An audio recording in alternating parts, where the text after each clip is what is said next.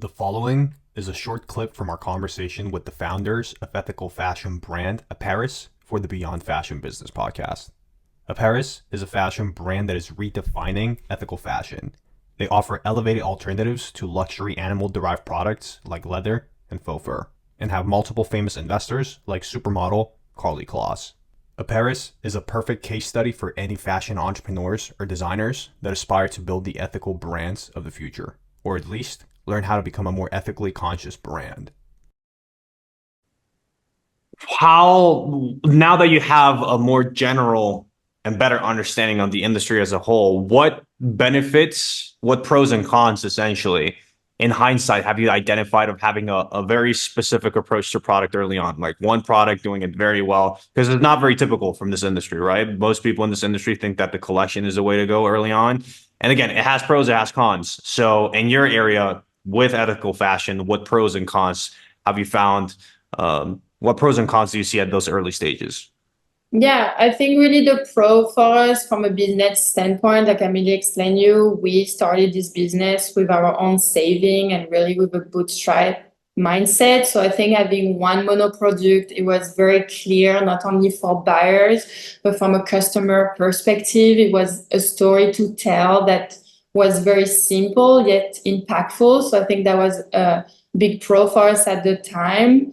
Accounts, honestly, I know it might sound a little cheesy to answer, but I don't really see any because I do feel part of being a conscious and ethical brand is to be mindful of how much product you pump out. So I feel like our product has such a strong purpose and need that I feel that's the most ethical way to approach our industry. And again, like making a difference and staying true to, again, who we are as a brand. Understood. From, Go like ahead. Sorry. purely Sorry like about a that. financial, like, a planning perspective, financial, like business development kind of like strategy. I think it's not the product that's the issue. I think having this core, like really strong core product, I think is great. I think it gives you that stability, especially as a young business that you're building upon, more product categories around your core product, right? Which is great. But from a financial and business perspective, the seasonality is really challenging because our core product is such a winter, like a fall winter product. Like, how does it translate in the spring and summer month? And how do we generate revenue on a more less seasonally and more throughout the year has been like at least on like an ongoing conversation between us and also with the team, because it's important as we grow and as we're more mindful about like our business processes and so on to have like continuity around the year.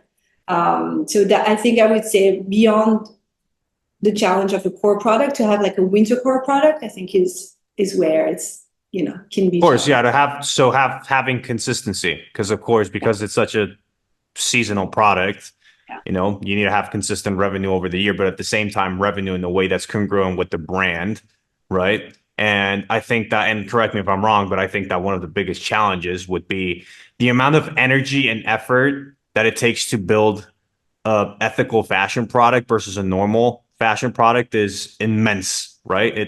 You're talking about maybe 10 times more difficult in terms of energy, in terms of resources, in terms of challenges, et cetera, et cetera. So now that you have to expand your product line while at the same time still be congruent with the brand, it's like you're multiplying the same problems and the same energy and the same effort times 100, right?